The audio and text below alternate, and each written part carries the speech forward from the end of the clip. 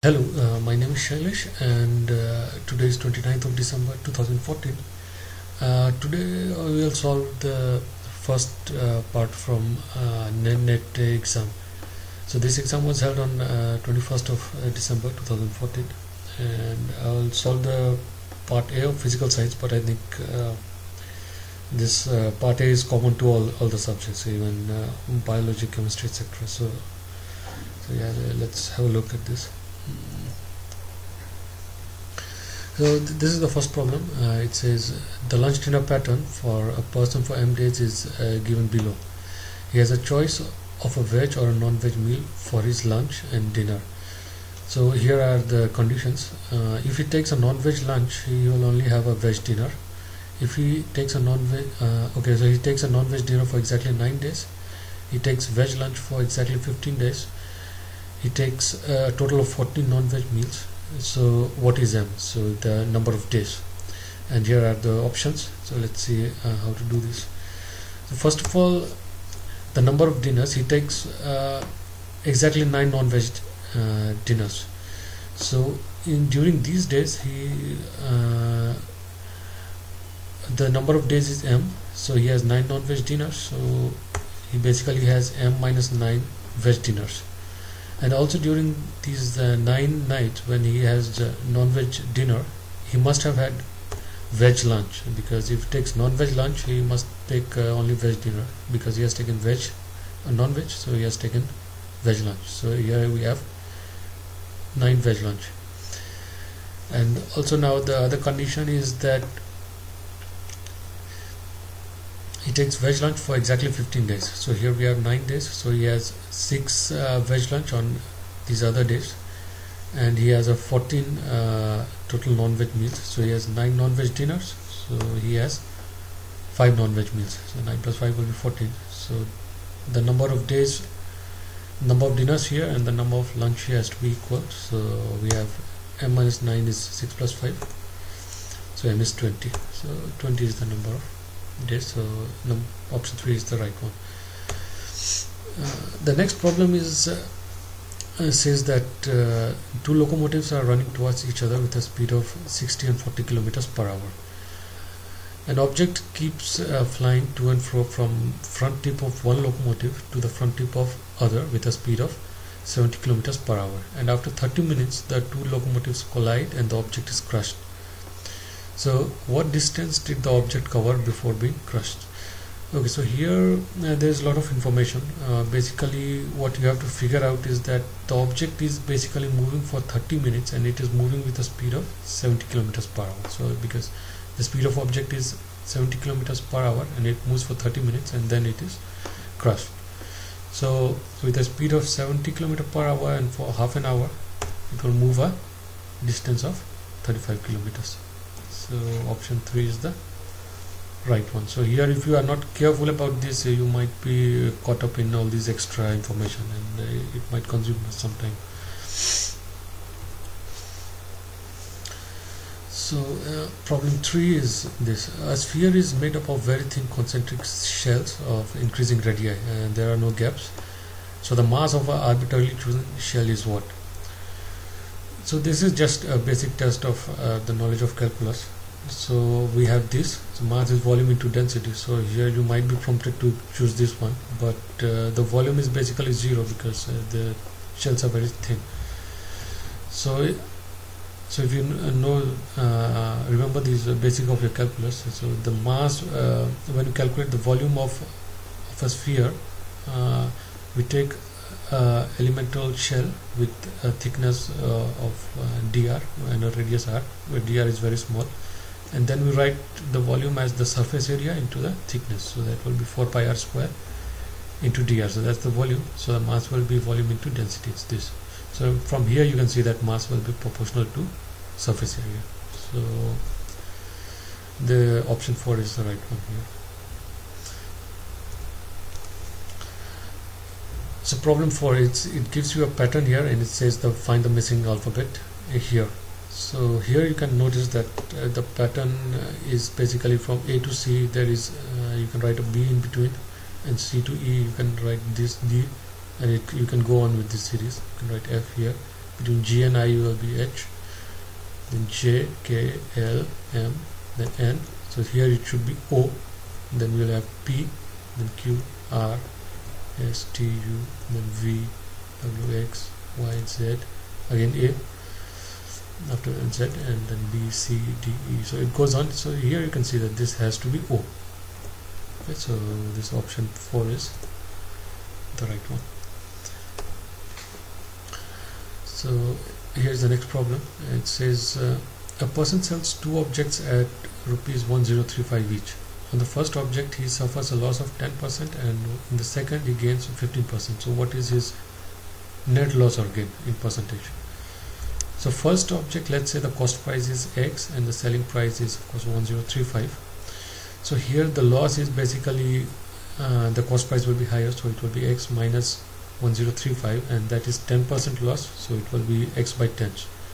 So from here we get X is 1150. So the cost price was 1150 and it was sold at 1035. So in the second case, let's say the cost price is Y and the selling price is again 1035. So here the gain will be of course selling price minus cost price, because cost price is smaller. So, and this is 15% of the cost price, so it will be 15Y by 100. So here we can again solve for Y and you get 900. So the total cost price and the total selling price, the difference of that will be the percentage gain. So we just calculate that and then we calculate the percentage. So here we will have total selling price is this plus this, so that will be 2070. Total cost price is twice of 1035, that is 2050. And now you want to, so this is the net gain, and you want to calculate the percentage gain, so you divide it by the total cost price and you multiply by 100. So this basically, this will be 20 and this will be 2050, so it will be 2 by 205. So this will be less than 2 by 200, because the 5 here, this is smaller, so this will be bigger. So this basically becomes 1%. So the percentage gain is less than 1%. So option 2 is the right one. Okay, so next problem.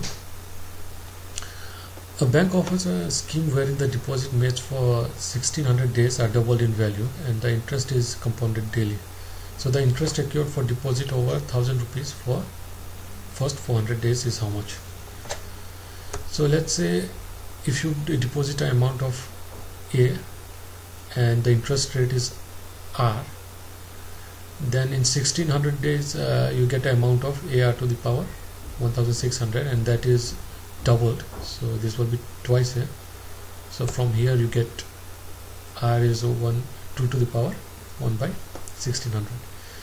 So for deposit of 1000 rupees for 400 days, the interest would be this amount minus the initial deposit. So the final amount is 1000 into 2 to the power, basically R to the power 400. So R is 2 over 1 by 1600. So and then you multiply it by 400.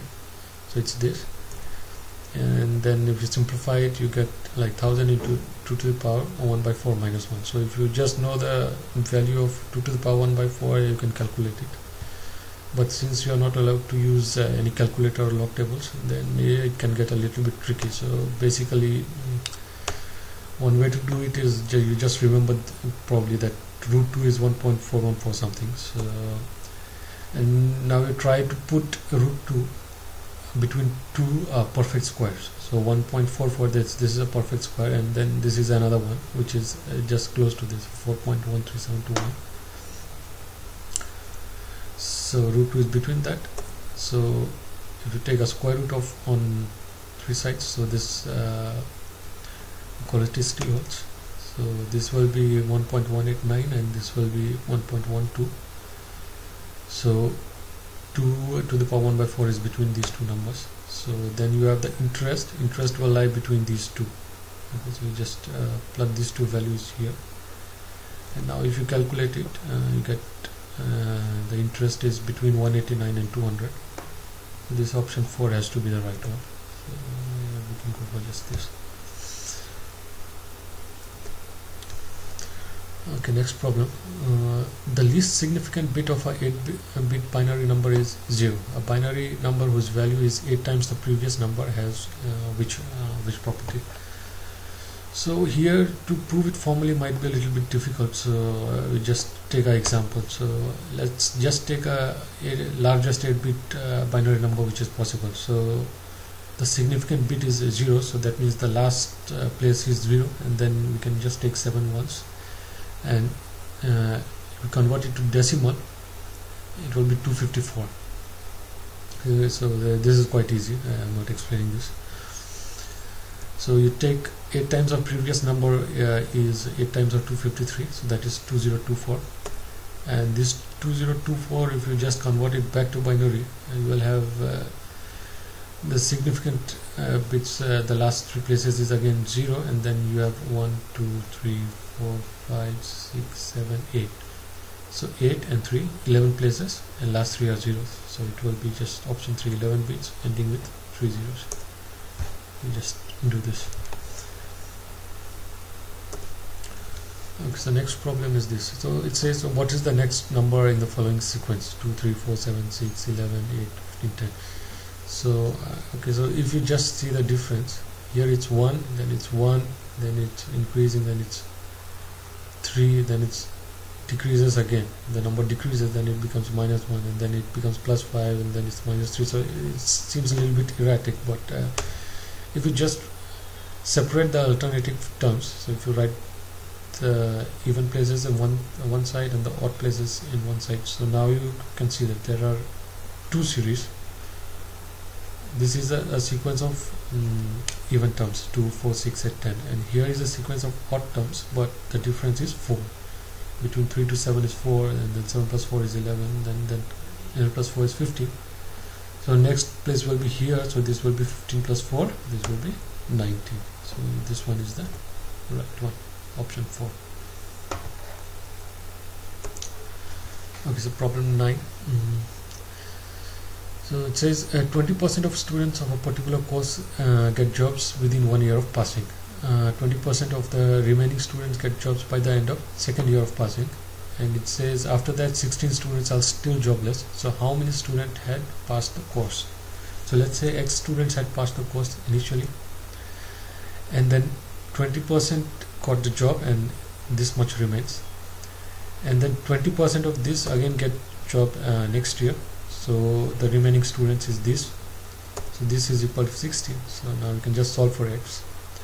So basically you can just take this one common, and this will become 80 by 100, and then again X minus 20 by 100 of X will again be 80 by 100, so it will be 80 by 100 square of X, that's 16. I can just simplify, this will be 4 by 5, so this will be 16 by 25, so 16 and 16 will cancel, so you will get X equal to 25. So this option 3 is the right one. Okay, so next problem, it says a rectangle of length d and breadth d by 2 is revolved once completely around its length and once completely around its breadth. So the ratio of volumes swept in 2 cases. So one might be tempted to think that the volumes are equal, but you can just calculate it. So here we have a rectangle, length is d, breadth is d by 2. You revolve it once around its length, you get this one. So the volume of this will be surface area into the height, which is the length of this. So in the second case you have this, and you rotate it along its breadth, so you get this. So here the surface area and height, these 2 volumes, you can see that they should be different. So in case 1 it will be surface area is pi into d by 2 whole square, and the height is d. And in case 2 it is pi into d square is the surface area, and the height is d by 2. So if you just take the ratio, you get 1 by 2. So this option 2 is the right one. So now problem 11, it is just checking your ability to interpret graphs. So it says the average yield of a product in different years is shown in the histogram. The vertical bar indicates the variability during the year. Then during which year was the percent variability over the average of that year the least? So okay, so now you can just check. Well, let's say you compare these two. Here you see that in 100 the variation is 50 and in 200 the variation is 75. So in 100 it will be 75 by 2. So this one will have less variation than this. So this of course cannot be right. So this we can remove. You can again check between these two. So in 200 the variation is 75 and here in 250 the variation is 75. So in this one the variation will be smaller than this. So this option is also not correct. So now we have to check between these two which one has a smaller variation. So you can just see in 150 we have a variation of 50.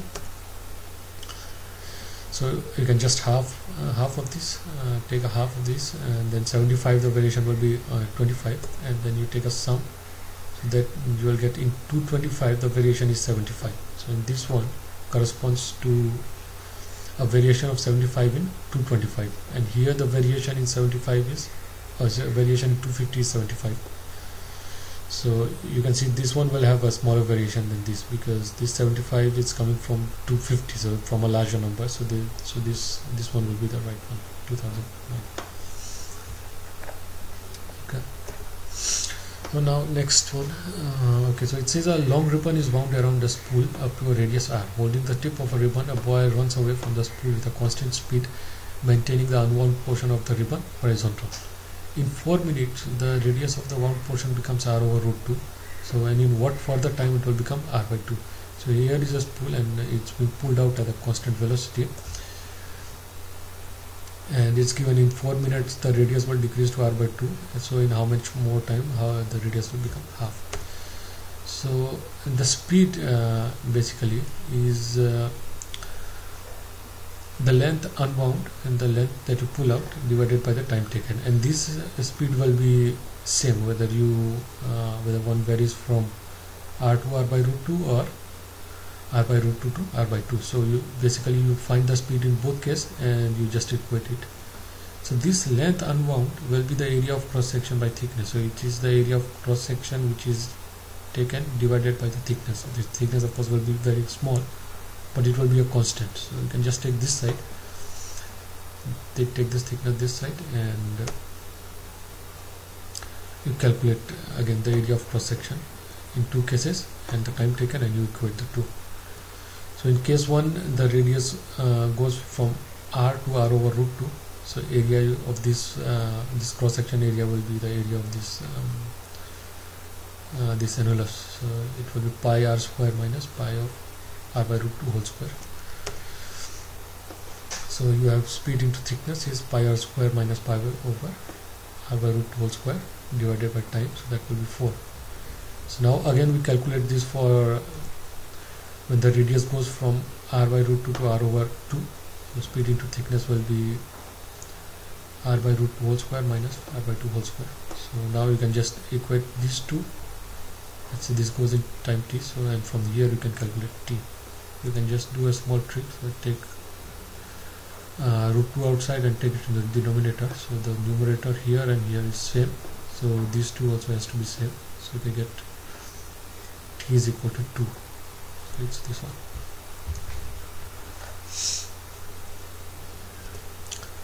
Okay, so next problem is this. A ladder rests against a wall as shown. The top and the bottom ends of the ladder are marked A and B, and the base B slips, and the central point of the C of the ladder will fall along a parabola, a straight line, a circle, or a hyperbola. So this is a standard problem. Here the center part will actually follow a circle, and to see this, let's say that the distance between the length of AB is 2L. So when it's lying horizontal, you can see that the center will be at a distance L from this origin.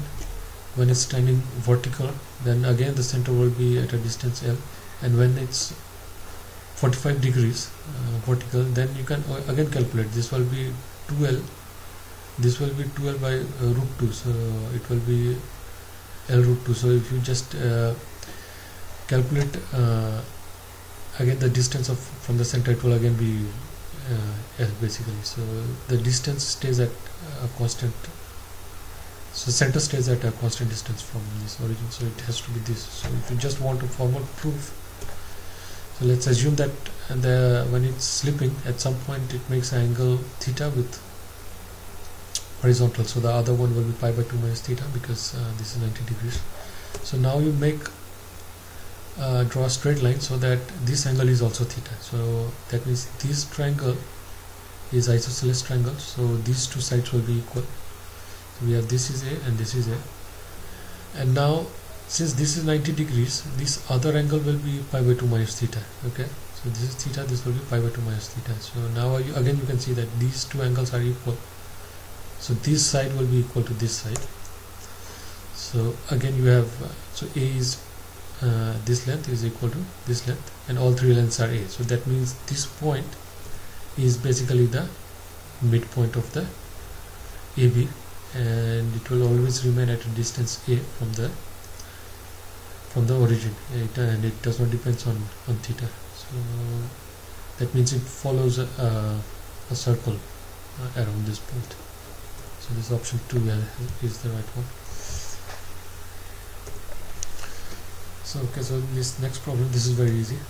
It says a binomial theorem in algebra gives 1 plus x to the power n is this: a0 plus a1x plus a2x squared plus delay a(n)x to the power n, and where a0 to an are constants depending on n. So what is the value of this sum, a0 plus a1 plus a2 plus an? So basically here you just put 1 and you will get this 1 plus 1 to the power n. You put x equal to 1 and you get this. So a0 plus a1 plus a2 plus an will be equal to 2 to the power n. So this is the right one. Okay, so now again it says continue this sequence 2, 5, 10, 17, 18, 41, etc. So you just take this and you look at the difference between the successive terms. So here it is 3, then it's 5, then it's 7, then it's 11, then it's 13. So you notice that this is a series of prime numbers. Okay, so 3, 5, 7, 11, 13. This is a succession of prime numbers. So then you can continue. So next one will be 17, next prime is 19, next prime is 23. So then you can have these numbers. So the next number will be 41 plus 17. So this will be 58, then 58 plus 19 will be 77, and 77 plus 23 is 100. So 58, 77, 100. This is the right sequence. Number 1 is the right one. Okay, so then we have the next problem. It says a code consists of at most 2 identical letters followed by at most 4 identical digits. The code must have at least 1 letter and 1 digit. So how many distinct codes are generated using letters A to Z and digits 1 to 9? So here we can just divide the number of cases. So in one we will have codes which are like 1 digit and 1 alphabet. Okay, so it will be like A1, A2, A3, C1, C2, C3, and B3, and so on. The second one will be a single alphabet and 2 digits. So both the digits has to be same. So the digits has to be identical. So the codes will be like A11, A22, B11, B22, etc. Similarly, the third case will be like a single alphabet and 3 digits, and then the fourth one will be 1 alphabet and 4 digits. So all these digits will be identical. And then we will have the second one is the next one is basically this 2 alphabets and 1 digits. So both alphabets has to be same. So it will be like A1, AA1, A2, A3, then BB1, etc. And then we have 2 alphabets and 2 digits, and then we have 2 alphabets and 3 digits, and then we will have 2 alphabets and 4 digits. So now we can just calculate. In this case, the first place can be done in 26 ways, the next one in 9. So number of codes here will be 26 into 9. Here again the first one will be 26, the next 2 places can be in 9 ways, 1, 1, 2, 2, 3, 3 till 9, 9. So again it will be 26 into 9. Similarly this one will be 26 into 9. This one will be 26 into 9. This again will be 26 into 9 because these 2 alphabets have to be same. So similarly all these 8 parts will have 26 into 9. So the total number of codes will be 8. So here we have 8 cases and each one will have 26 into 9. So if you just multiply it, you get the total number of digits as 1872. So this is the right one. Okay, so let's have a look at the next problem. It says two solid iron spheres are heated to 100 degrees Celsius and then allowed to cool. Which one has okay, so one has the size of football, the other has a size of pea. Which sphere will attain the room temperature first?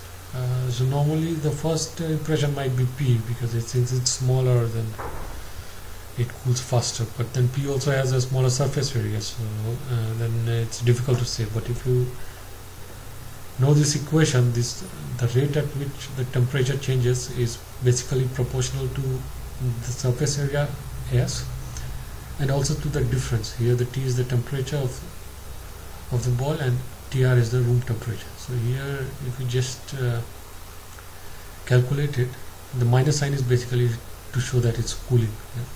So if you just calculate it, initial temperature is 100, so it is 273. The final temperature will be TR, and here the initial time is 0 and then the final time is T. So if you just do this, you get this one, log of TR minus TR by 273 minus TR is minus KST. So here you see you get a log 0. That means this time tends to infinity, so it will take actually an infinite time to reach exactly the room temperature for both the spheres. So having a look at all the options, only this option 3 seems to be sensible. Both spheres will take same time and it will take a infinite amount of time. So this should be the right answer.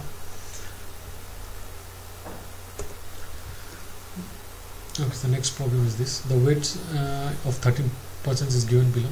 It goes from 70 to 94, and then two new persons having weights 100 kg and 79 kg join the group. So the average weight of the group increases by how much? So here if you just want to calculate the initial average, you basically it will be sum of these divided by 13. So instead of doing that, you just notice that this is in arithmetic progression. 70, 72, 74, it is going with a difference of 2 all through. So in such a case, the average weight is basically the weight of the center. So in this case, it's 13 people, so it will be 6 on one side, 6 on another side. So the seventh one, so 1, 2, 3, 4, 5, 6, 7. So the average weight of the group will be 82. Okay. So the average for these 13 people is 82, and so now after 2 more people join in, we calculate the average again. So the total weight of these will be basically sum of these, but since you know the average and you know how many people are there, so the total weight will be 82 into 13 of this. So instead of manually adding all of them, you can just write this will be 82 into 13. And then there is one person which has 100, and then 79, and the total number of people is 15, so you divide by 15 and you get 83. So the net increase is 1 kg. So option 2 is the right one. Okay, so problem 19. So it says if n is a positive integer, then n into n plus 1 into n plus 2 into n plus 3 into n plus 4 into n plus 5 into n plus 6 is divisible by 3 or but not 7, 3 and 7, 7 but not 3, neither 3 nor 7. So if you just remember this statement, that if we have k consecutive integers, then at least one of them will be divisible by k. So if you have 3 consecutive numbers, let's say 4, 5, 6, one of them will be divisible by 3. Okay, so 6 will be divisible by 3. And then just similarly, if you have 7 consecutive numbers, one of them will be divisible by 7. So here you have a product of 7 consecutive numbers, so one of them will be divisible by 7, so the whole product will also be divisible by 7. But you also have 3 consecutive numbers. Okay, so one of them, let's say in these 3, one of them will be divisible by 3, so this whole thing will be divisible by 7 and also by 3. So it's this option 2 is the right one. Okay, so this is the last problem. It says find the area of a triangular park whose dimensions are 50 into 120 into 130. So basically you can just start noticing that 5 square plus 12 square is 13 square. This is 25, 144. The sum of that will be 169. That is square of 13. So then 50 square plus 120 square will again be 130 whole square, because you just need to add 2 zeros either side, and this sum again works. So now you can see that the area is the triangle is a right angle triangle, so now you can calculate the area quite easily. So the base will be 120, the height will be 50, and the longest side will be the hypotenuse. So hypotenuse is 130, so the area will be half into base into height, so half into 120 into 50. So this will be 60 into 50, that is 3000. So okay, so we have solved this part A, and if you have any comments or if you didn't understand anything, please let me know. So I'll see you again next time. Okay, bye.